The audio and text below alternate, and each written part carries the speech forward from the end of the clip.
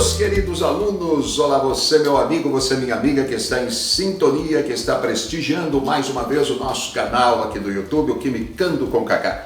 E hoje nós vamos ter uma aula bem dinâmica, uma aula que já começa de uma forma muito calorosa.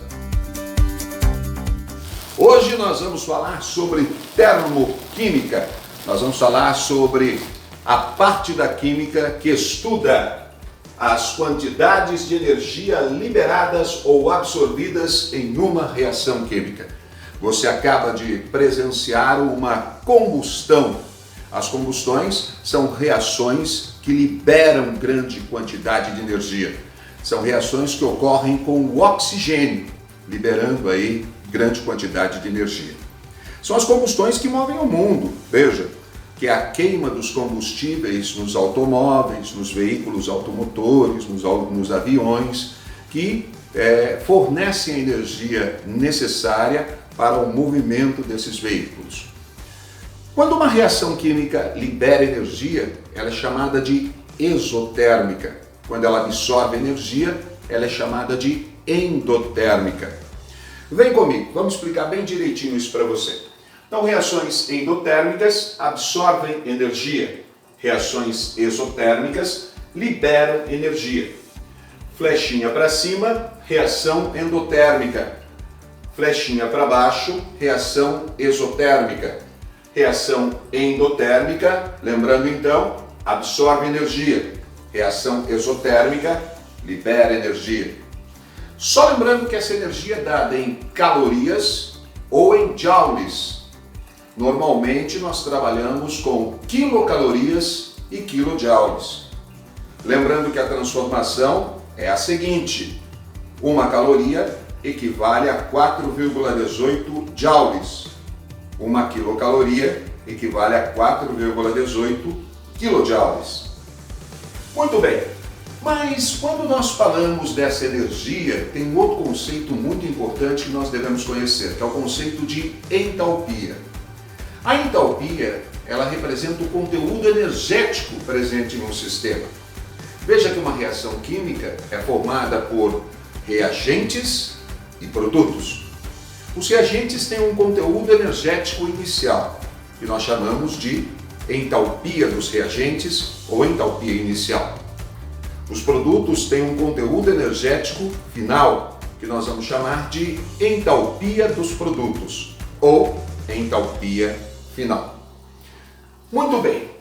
Quando nós temos então uma reação endotérmica, o conteúdo energético dos produtos será maior que o conteúdo energético dos reagentes, porque houve absorção de energia. Quando nós tivermos uma reação exotérmica, olha lá a flechinha para baixo, nós teremos o conteúdo energético dos produtos menor que o conteúdo energético dos reagentes, porque houve liberação de energia. Quando nós fazemos o conteúdo energético dos produtos menos o conteúdo energético dos reagentes, nós temos a chamada variação de entalpia, que nós aprenderemos a calcular nas próximas aulas. Vamos partir para alguns exemplos bem interessantes aqui. Quando eu tenho aqui uma reação química A mais B, formando C e D, mais 120 quilocalorias, isso significa que está sendo liberado 120 quilocalorias. Então, nós temos aqui uma reação exotérmica. Quando esse 120 está do lado do produto, quando a energia está do lado do produto, nós temos uma reação exotérmica, está havendo liberação. Então, o conteúdo energético inicial era este, o conteúdo energético final é este. Foi liberado 120 quilocalorias, então o conteúdo energético final será menor que o conteúdo energético inicial. Dessa forma, quando eu aplico em ΔH, ou seja, a entalpia dos produtos menos a entalpia dos reagentes, nós teremos um ΔH negativo. O ΔH será menor do que zero. ΔH negativo, reação exotérmica. Se a reação for endotérmica, lembrem-se que houve absorção de energia. Por exemplo, reagentes absorveram 120 quilocalorias. Perceba que agora a energia está do lado dos reagentes, formando os produtos C e D. Logo, essa energia ela foi incorporada a estes reagentes para formar os produtos. Então a entalpia dos produtos será maior que a entalpia dos reagentes. Desta forma, quando aplicamos no ΔH, na fórmula do ΔH, entalpia dos produtos menos entalpia dos reagentes, nós teremos o ΔH positivo mais 120 quilocalorias. Normalmente nos exercícios podem aparecer os chamados gráficos de entalpia, que mostra os patamares energéticos de reagentes e produtos. Vamos nos lembrar que sempre o patamar energético inicial é o dos reagentes. Neste caso, patamar energético dos reagentes, patamar energético dos produtos, ou seja, houve liberação de energia. Lembra que eu falei agora há pouco a respeito de flechinha para baixo na reação exotérmica?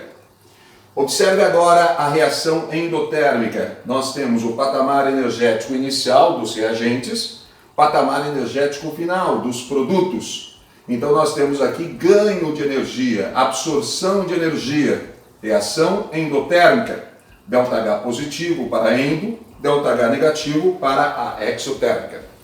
Então, se eu tivesse uma reação exotérmica, cada vez que eu tenho uma reação exotérmica, o ΔH é negativo. Eu poderia escrever essa reação da seguinte forma: A mais B forma C mais D, ΔH menos 120 quilocalorias. A mais B, C mais D, ΔH mais 120 quilocalorias. Então, só para a gente fixar bem esse conhecimento, hein? Quando o ΔH é positivo, nós temos uma reação endotérmica. Quando o ΔH é negativo, nós temos uma reação exotérmica. Mas esse conceito de exotérmico e endotérmico acontece apenas nas reações químicas? Não, ocorre também nos fenômenos físicos. Confira comigo no quadro agora as mudanças de estado físico, as transformações endotérmicas e exotérmicas. Vamos lá! Bom, como você pode observar, as mudanças de fase de agregação também podem absorver energia ou liberar energia. Veja que quando o estado sólido passa para o estado líquido, ocorre o fenômeno da fusão. Do líquido para o gasoso, vaporização. Do sólido diretamente para o gasoso, sublimação. Quando nós temos o estado gasoso voltando para o líquido, temos a condensação. Do líquido para o sólido, a solidificação. Lembrem-se, o estado que tem maior conteúdo energético é o estado gasoso, onde as moléculas estão em grande movimento. O estado sólido, o estado de pouco movimento, pouca energia. Então, quando caminhamos do estado sólido para o líquido e do líquido para o gasoso, tem que haver absorção de energia. Quando caminhamos do estado gasoso para o líquido e do líquido para o sólido, tem que haver liberação de energia. Desta forma, a fusão, a vaporização e a sublimação são fenômenos endotérmicos, absorvem energia. O fenômeno da condensação, da solidificação e da ressublimação são fenômenos que liberam energia. Transformações que liberam energia são transformações exotérmicas. Muito bem, meus queridos, e agora vamos com exercícios para vocês. Vamos brincar um pouquinho? Vamos resolver alguns exercícios? Vamos lá então, põe na tela o primeiro exercício para a gente. Olha aí, o menor dos hidrocarbonetos, o metano, é um gás incolor e pode causar danos ao sistema nervoso central se for inalado. Pode ser obtido da decomposição do lixo orgânico, assim como sofrer combustão, como mostra a reação balanceada a seguir. CH4 mais 2O2, formando CO2 mais 2H2O. O ΔH, menos 890 kJ. A massa de metano, que em gramas precisa entrar em combustão para que sejam produzidos exatamente 54 gramas de água, é igual a... Vejam os dados. A massa do H, 1 grama por mol, a massa do carbono, 12 gramas por mol, e a massa do oxigênio, 16 gramas por mol. Essas são as massas molares. Resposta A, 36, B, 24, C, 20, D, 44 ou E, 52. Muito bem, uma questãozinha de termoquímica bastante simples, mas que envolve um pouquinho de estequiometria também.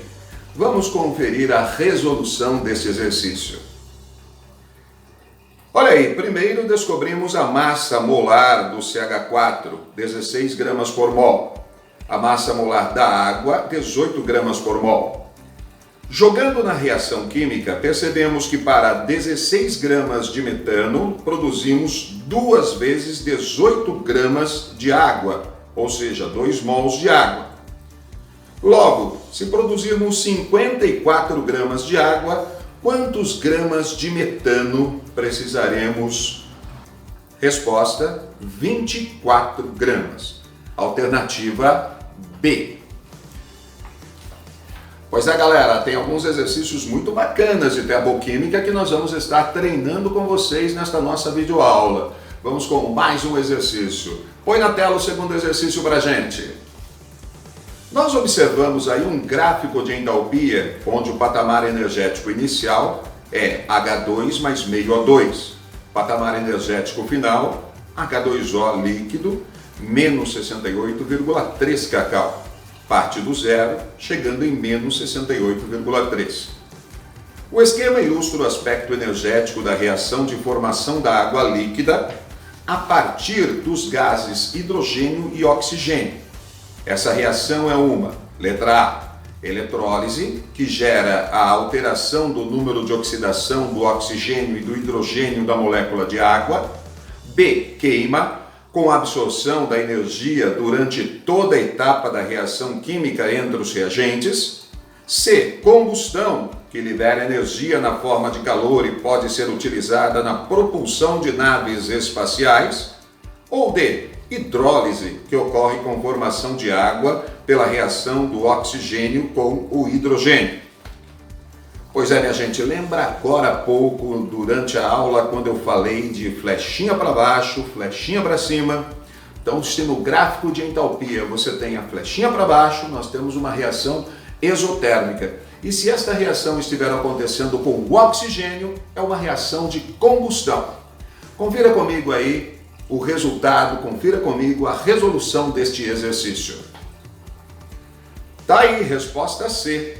Esta reação é exotérmica, pois a variação de entalpia, ΔH menos 68,3, é negativa. Trata-se de uma combustão e pode ser utilizada na propulsão de naves espaciais. Pois é, gente, muitas questõezinhas interessantes de termoquímica para vocês aqui no nosso canal, hein? Vamos com mais uma, terceira questão da nossa videoaula de hoje. A qualidade da gasolina é definida de acordo com o índice de octanagem do combustível. A gasolina é uma mistura de hidrocarbonetos que variam sua cadeia carbônica de 4 a 12 átomos de carbono, gasolina automotiva, e de 5 a 10 átomos de carbono, gasolina de aviação. A média de átomos de carbono geral das cadeias é de 8 carbonos. As gasolinas que possuem alto índice de isoctano são considerados combustíveis de alta qualidade e poder de combustão. A equação não balanceada abaixo representa a reação de combustão do isooctano. Tá aí a reação para vocês e a pergunta. A reação sofrida pelo isooctano é do tipo A, exotérmica, pois apresenta entalpia dos reagentes menor que a dos produtos. B, endotérmica, pois apresenta entalpia dos reagentes menor que a dos produtos. C, exotérmica, pois apresenta entalpia dos produtos menor que a dos reagentes. E D, endotérmica, pois apresenta entalpia dos produtos menor que a dos reagentes. Essa questão é uma questão bem conceitual, bem interessante. Você está vendo que é uma reação de combustão e as combustões são reações exotérmicas. E perceba lá, o ΔH dessa reação é negativo. Confira comigo o resultado, confira comigo a resolução. A reação sofrida pelo isoctano é do tipo exotérmica, libera energia, pois apresenta entalpia dos produtos menor que a dos reagentes, ou seja, ΔH menor que zero, menos 11,5 quilocalorias por mol, resposta C.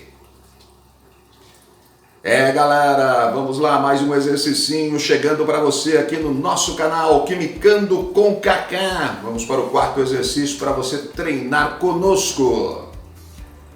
A equação a seguir representa a reação de decomposição da água oxigenada, também denominada peróxido de hidrogênio.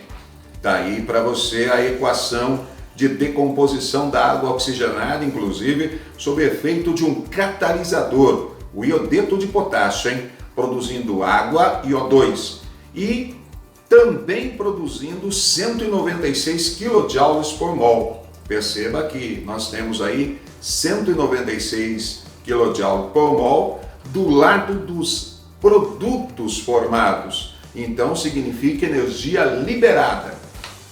Em relação a esta reação, pode-se afirmar que é uma reação endotérmica, ocorre mais rapidamente em concentrações mais baixas, o iodeto de potássio atua como um inibidor da reação, ocorre a redução do oxigênio na formação do O2, ou é uma reação exotérmica? Galera, esse exercício é um exercício conceitual também bastante simples, afinal de contas nós temos aí uma reação em que a energia em kJ se encontra do lado dos produtos. Então nós temos aí uma reação exotérmica. Alternativa E. Vamos treinando, hein? Mais um exercício, põe na tela.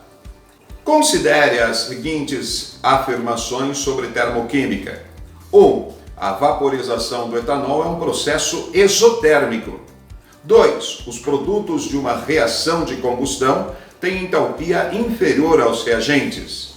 3. A reação química da cal viva, óxido de cálcio, com água, é um processo em que ocorre a absorção de calor. Quais estão corretas? Apenas 1, apenas 2, apenas 3, apenas 1 e 2, ou 1, 2 e 3. Pois é, vamos lá então com a resolução deste exercício para você, meu amigo, para você, minha amiga, que está prestigiando o nosso canal. Põe na tela. A primeira afirmação está incorreta. A vaporização do etanol é um processo endotérmico, ou seja, ocorre com absorção de energia. A segunda afirmativa, correta. Os produtos de uma reação de combustão têm entalpia inferior aos reagentes, pois se trata de uma reação exotérmica. A terceira afirmação também é incorreta. A reação química da cal viva com a água é um processo em que ocorre liberação de calor, ou seja, um processo exotérmico. Alternativa B. Apenas a segunda afirmação está correta. Muito bem, galera, curtiram aí os exercícios desta nossa super videoaula? Então vamos dar um fechamento nesta videoaula apresentando para vocês os principais tipos de entalpia nas reações. Confira comigo na tela. Entalpia padrão de combustão. A entalpia padrão de combustão representa o conteúdo energético liberado quando ocorre a reação de combustão. Sempre será uma reação exotérmica.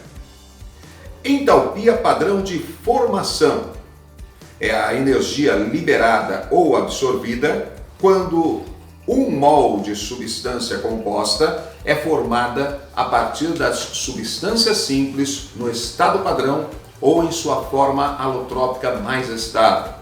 Então lembrem-se, todas as substâncias compostas são formadas a partir de substâncias simples. Quando nós temos substância simples no seu estado padrão, formando 1 mol de qualquer substância composta, a energia liberada ou absorvida neste processo será chamada de entalpia de formação. Entalpia padrão de dissolução é a energia liberada ou absorvida quando você dissolve uma determinada substância em um solvente. Entalpia de neutralização é a energia liberada quando você reage um ácido com uma base. Sempre vai haver aquecimento do frasco, ou seja, a sensação térmica que nós temos é de quente. Muito bem, encerramos a nossa videoaula de hoje sobre termoquímica e, é claro, vamos encerrando ela com muito amor no coração e, é claro, com muito calor para você também. Continuem quimicando com o Kaká, termoquímica para vocês aqui no nosso canal. Bora, galera!